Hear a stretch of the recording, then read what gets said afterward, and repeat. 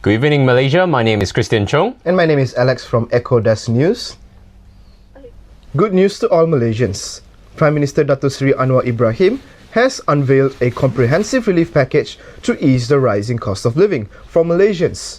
Among the key measures, a one-off cash aid of RM100 for all citizens aged between 18 and above.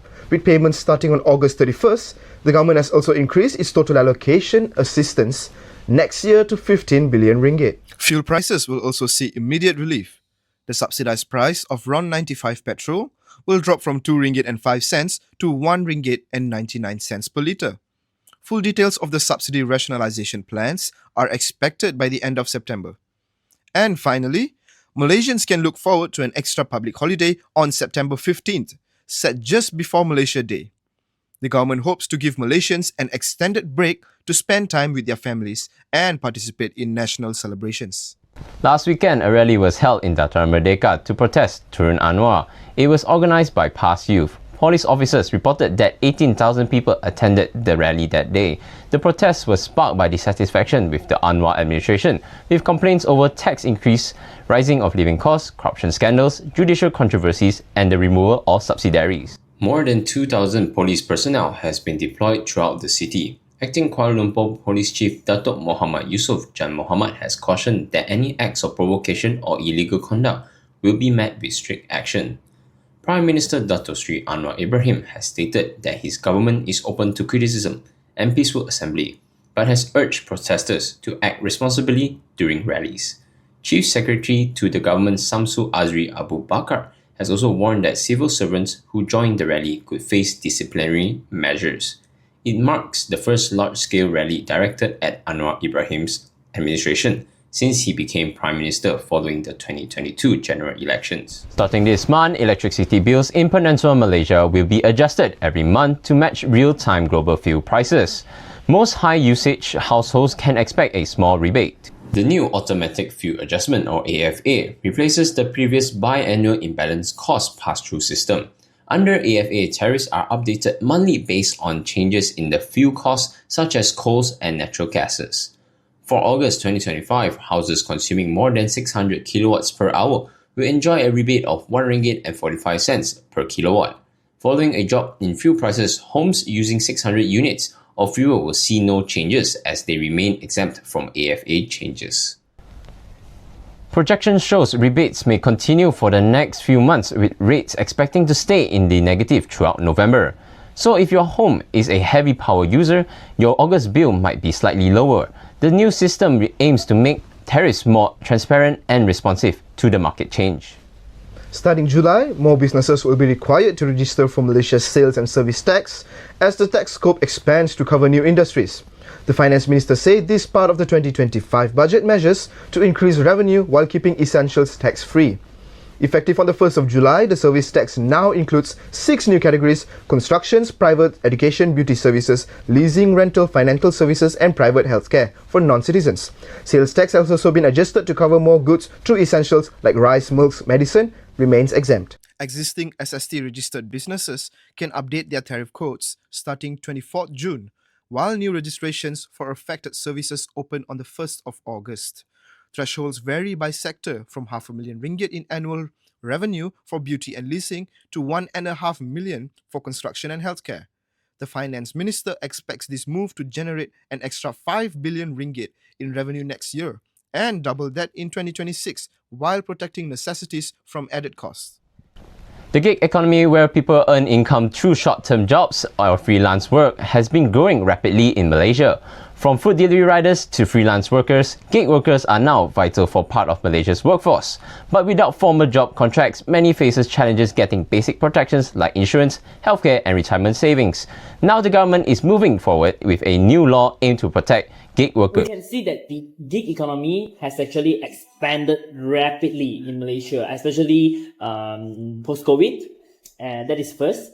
And second things that you have to see that gig workers, especially those e-hailings, P-hailings, they are actually fall outside of the traditional definitions of the employees under the Employee Act 1955 and also the IRA Industrial Relations Act 1967. So, which means they are not protected under any law in Malaysia itself.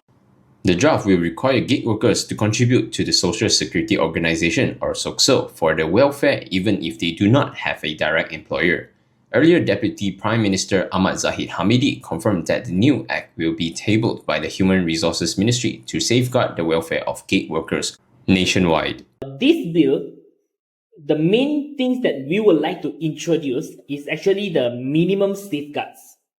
Okay, as a normal workers, as a normal employee, as a normal staff, what is the most minimum thing we need?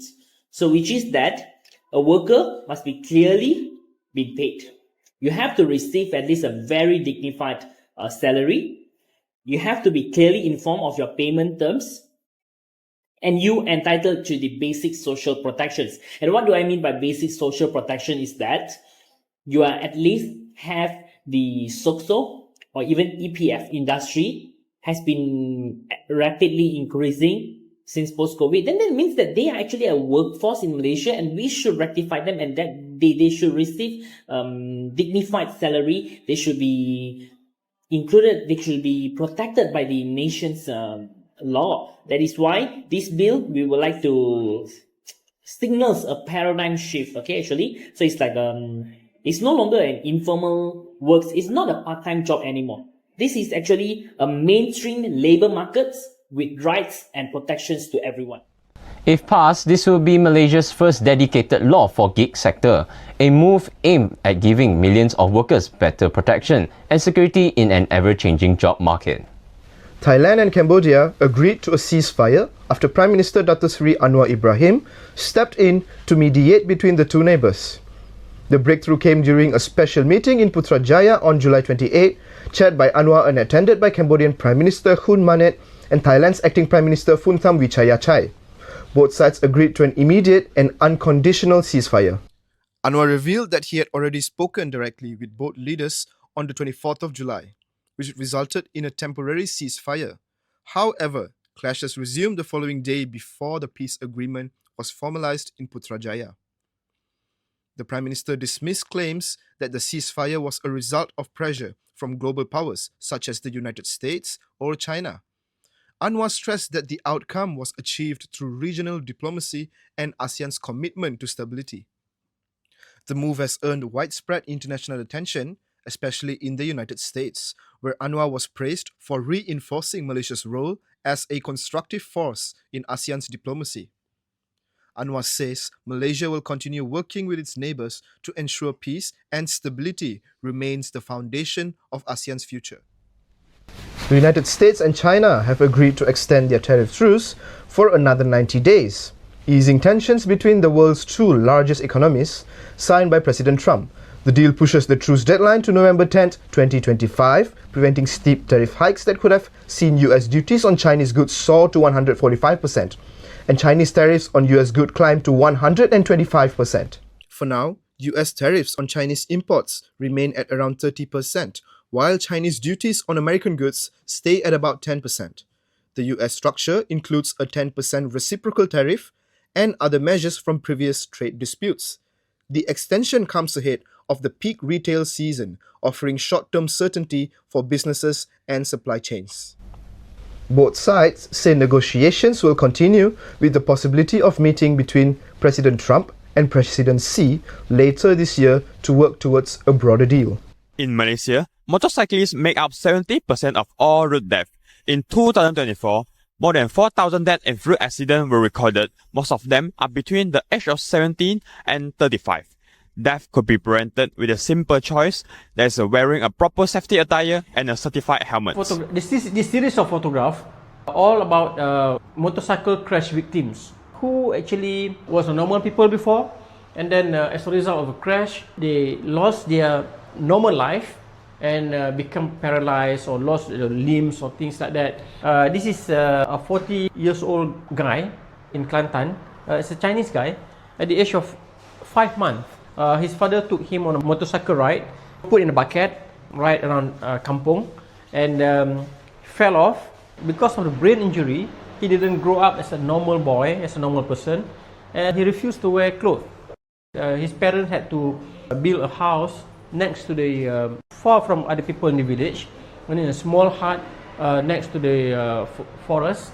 So this boy actually, he was 14 at the time of crash, and he was in coma for 5 years.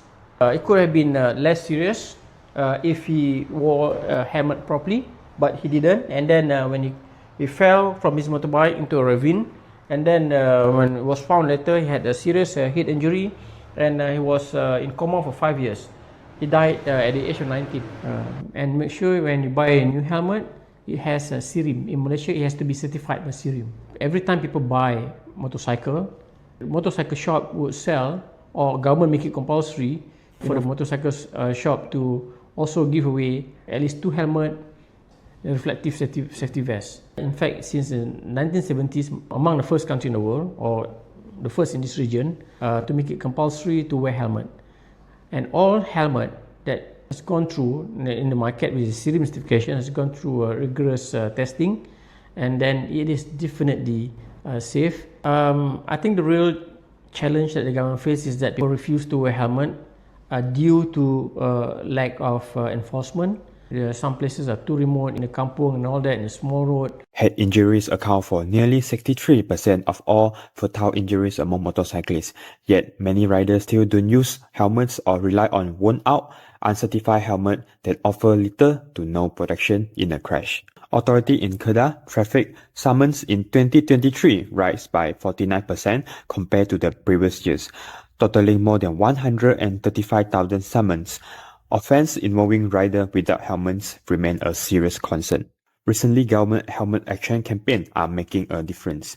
In November 2024, 5,000 helmets were distributed over 3 days at KLCC.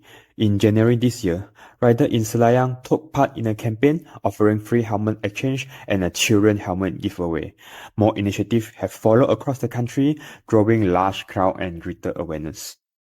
Under Malaysian law, every motorcycle helmet used on public road must be certified by SIRIM or an internationally recognized safety body. These requirements are clearly stated in the Motorcycle Safety Helmet Rules 1973 and the Road Transport Act 1987. In Malaysia, most of the road accident victims are from motorcyclists. They still keep their old helmets, and on the outside, maybe the helmet is still look shiny, they were expired, and then the inside, maybe they get wet, and when you really need it, it's almost like using a paper umbrella in the thunderstorm.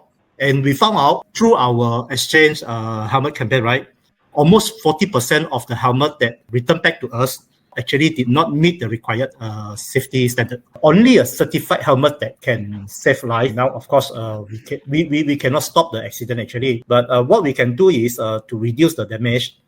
Studies how the certified helmet cuts the risk of the death or serious injury almost in half. According to the report from the World Health Organization, WHO, wearing a proper helmet can reduce the risk of head injury by up to 70%, and the risk of death by up to 40%. For 2023, 31,000 road accident which is involved motorcyclists. You see, from the 31,000, the cause of death because of their head injury is almost 300 people.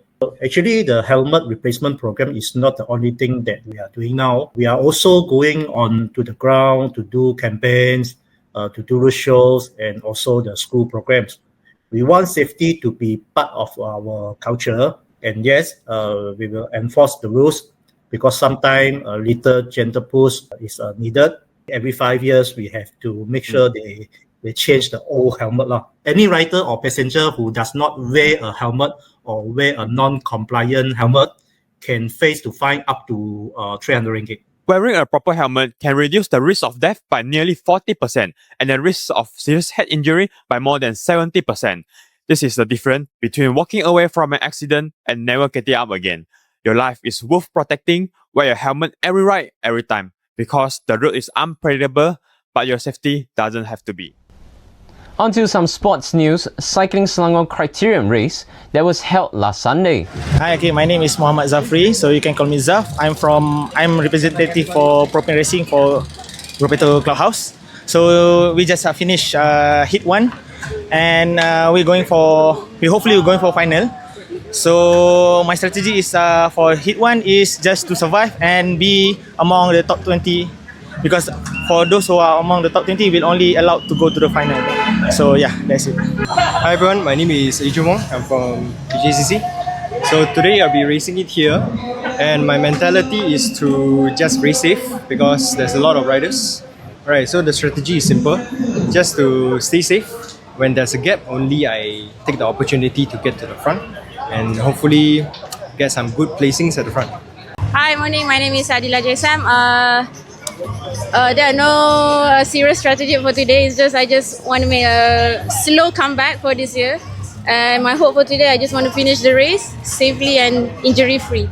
The turnout for the event saw many cyclists from different states joining this event.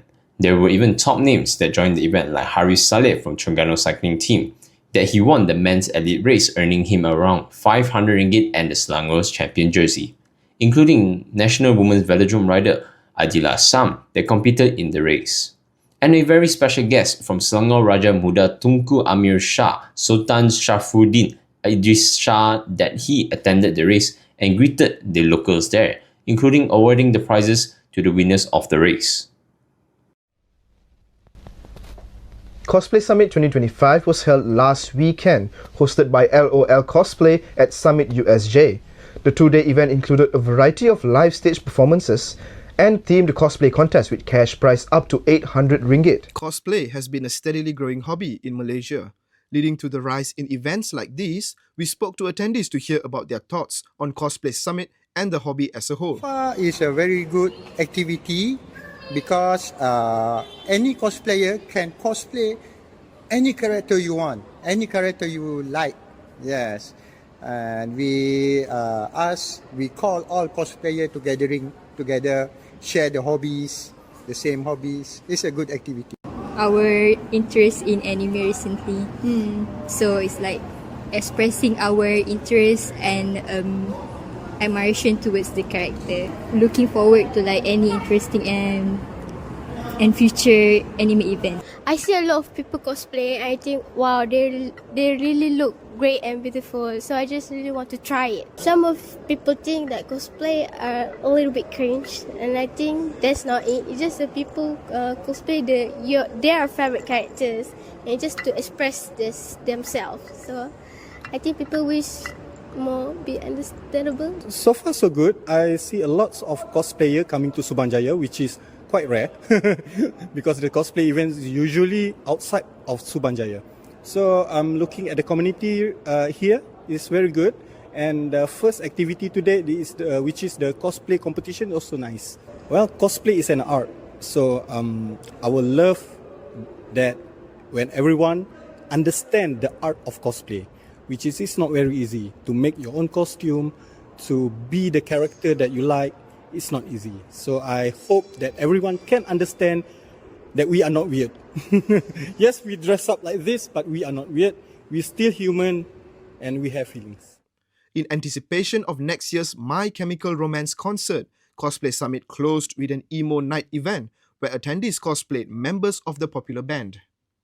This is the end of our news. My name is Christian. And I'm Alex. Thank you. And this is Echo Desk News.